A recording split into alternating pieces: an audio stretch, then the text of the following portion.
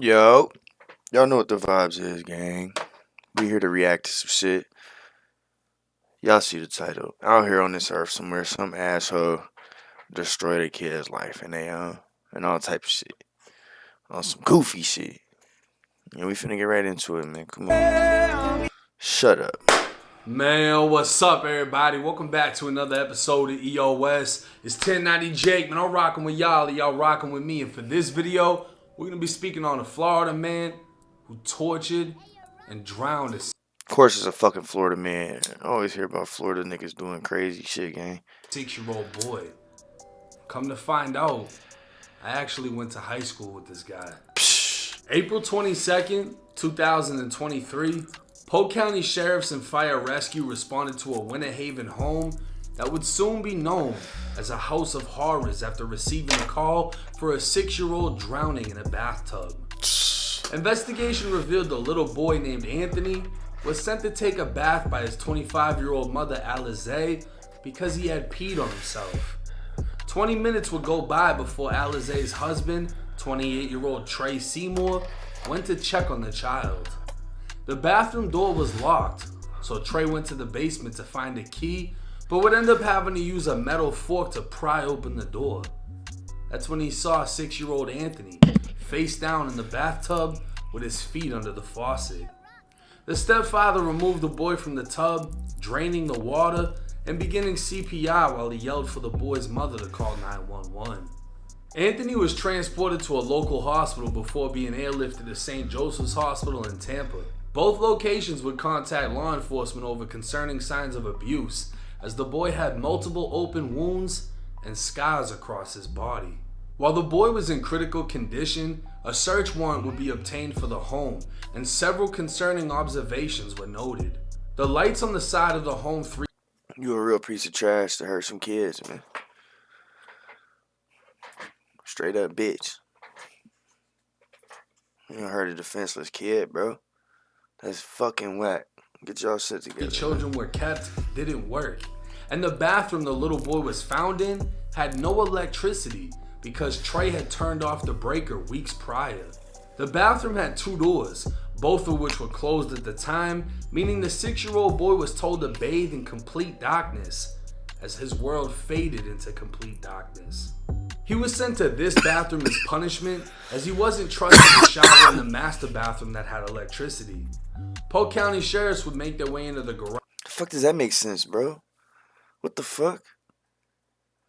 You make a little nigga take a shower in the dark for punishment?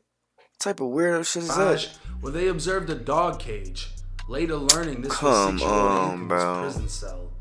The bedroom the children slept in also had Look at this shit. This they crib? This how they was living, bro? Get the fuck out of no here. electricity, so any time spent in the room was spent in darkness. Clothes covered in feces and urine were sprawled all over the floor, as feces was also smeared inside of the closet walls. Investigators would notice the door handle had been reversed. Instead of the lock being on the inside of the room, the lock had been placed on the outside, so the children were So he was locked in, bro. Y'all locked him in there, gang.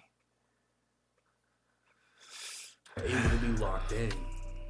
An interview was conducted with Alizé, and she'd go over sending Anthony to the tub after he peed on himself.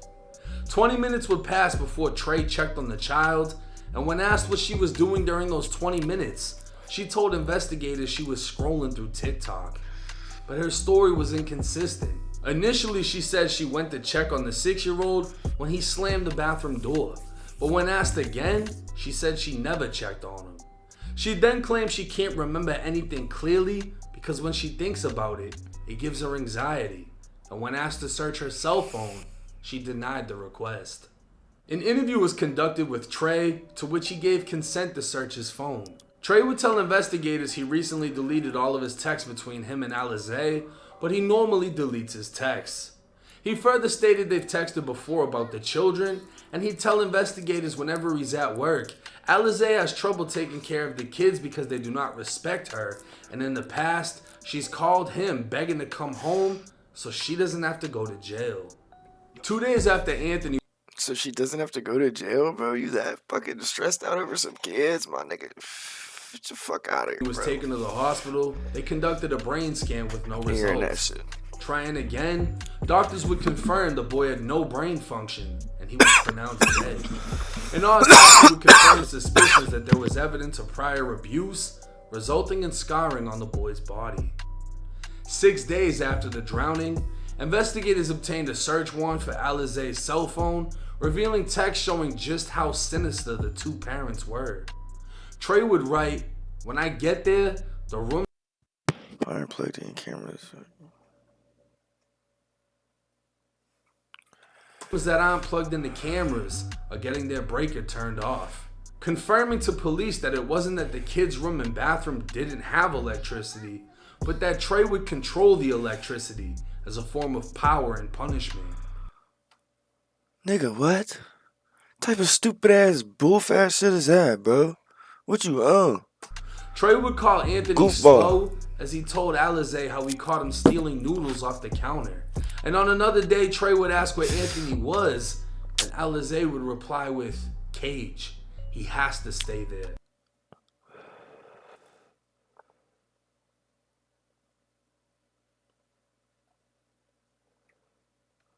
"I don't want him out when I'm home." So even though Trey was the stepfather, Anthony's own blood mother was locking him in a dog cage because it was easier for her than parenting her. Man, I just had my first daughter, bro. And feel me, gang. When I say the last motherfucking thing I want to do is put her in a motherfucking dog cage, nigga, that's the last motherfucking thing I want to do. What the fuck is that, bro? You supposed to be that boy mama. Never supposed to let that happen to that boy, gang. Now look at you. Stupid fuck. Her son, who suffered in a shit-infested home without electricity and food.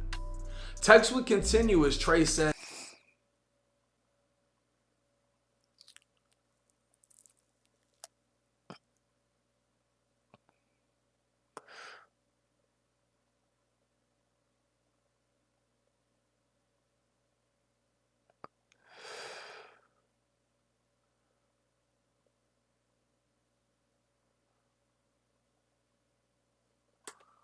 Anthony got out, referring to the dog cage.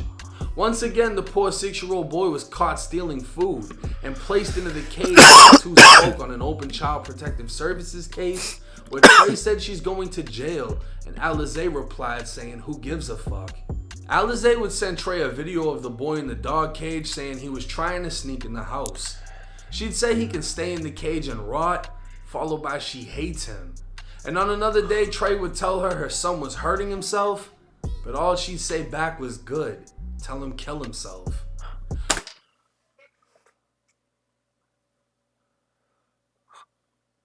Like, that's fucking crazy, bro. It's just, I don't got no words for that For a shit. 6-year-old boy to be self-harming, imprisoned within a dog cage, and left in total darkness for hours at a time, it's unimaginable to comprehend how he must have felt and how bad he must have wanted to get away. Alizé would tell Trey he can't take a nap because he stayed up all night drunk torturing Anthony. The two would argue about who can and who can't abuse Anthony, as the two would take turns but then place blame on one another. Trey would ask Alizé why she can't do the right thing until the boy is signed away to an agency, and Alizé would claim she didn't know he'd hurt himself and was busy with the other 2 kids she loved and cared about. The day before Anthony was drowned, Alizé would reference the chorus of a song by Rod Wave titled "Street Runner." She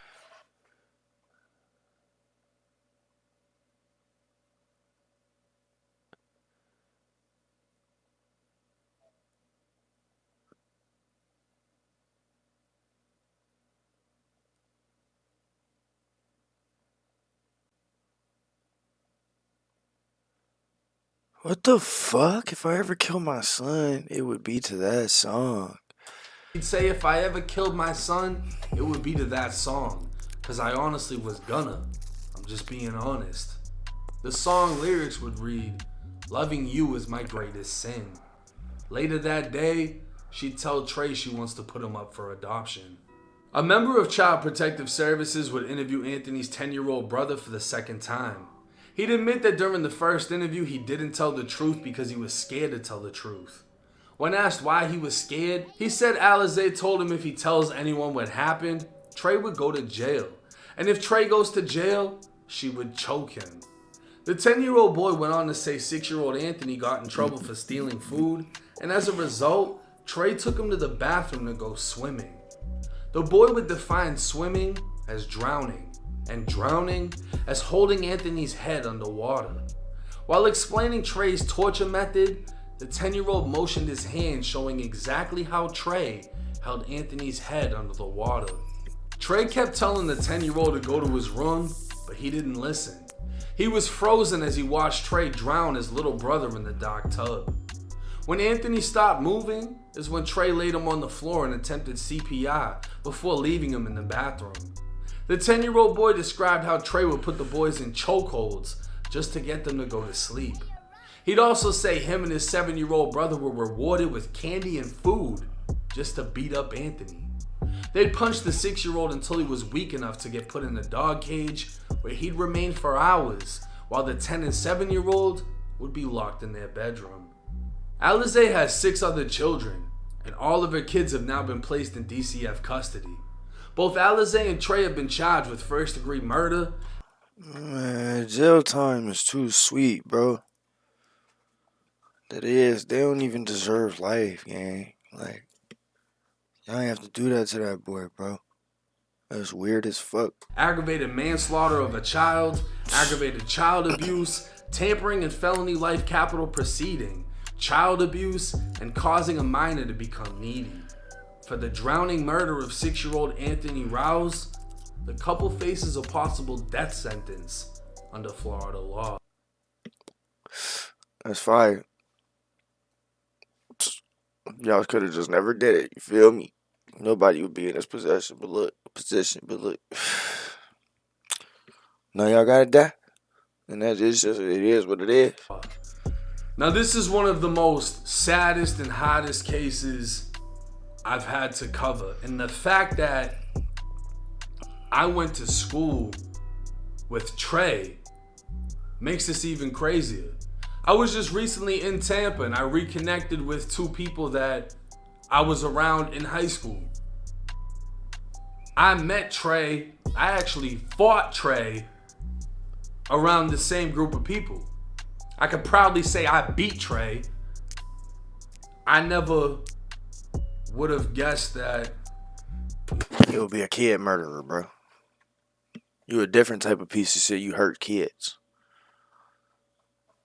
Different type of piece of shit, bro. They're kids, gang. What the fuck? Like, come on, bro. It's fucking kids, bro. That's so bogus. You know, in 10, 11 years, this would be the situation.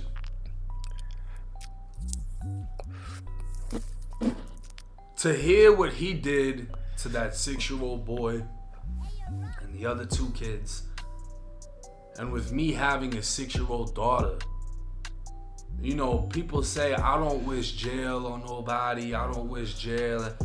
I'm not wishing jail. No. I hope they fry his ass. Hope they fucking Florida has the death him, penalty. Bro. I hope they smoke both of them niggas, man. Dead, gone. Finito, get him out of here. Fuck that. Bye-bye. Gotta go. You just drowned a 6-year-old little boy in front of his 10-year-old brother? Yeah. You should be able to skip the fucking line and go lay down immediately and take that. If the inmates don't get to you first. To hear that these kids were locked in the dock in a piss and shit infested room. To hear that this 6-year-old was starving for food and would have to sneak in the house and steal whatever he could steal just to be beaten for it and forced into a dog cage. To hear how when these kids were sleepy, instead of them being held, instead of a night light, a bedtime story, They were getting choked to sleep. This case doesn't deserve any remorse for the two people that have been arrested, especially the mother. To do that to your own children. Her other kids were already taken away. And I tried to reach out to Anthony's father because it ain't Trey. I saw on his Facebook he was shooting back at people in the comments that were calling him a bad father, asking where he was at. I sent him a message. He either ignored it or didn't see it. I don't know where he was at during all of this. Apparently, Anthony, his first 2 years alive, was in the custody of the state. His last 4 years alive, he was with his fucking mother. Who's on some bullshit? Bogus as fuck, bro. I don't know why. But sadly, it took him dying for those other two kids to escape that fucking house. And for Trey and Alizé to be put away. So now the parents have their own dog cage to sit in. And the fact that I've been to Florida State Prison, it bothers me knowing that where they're going is going to be a cleaner, more sanitary situation than what those kids were in. Those kids were in a worse prison than Florida State Prison. Rest in peace to that little boy. Fuck the parents. Drop y'all's thoughts and comments in the comment section. It's 1090 Jake. I'm rocking with y'all, and y'all rocking with me. Till next time. What the actual fuck, bro? Man, this world is different, bro. Anyway, man, y'all like, comment, and subscribe, bro. Be safe, fool. I'm gonna fuck with you.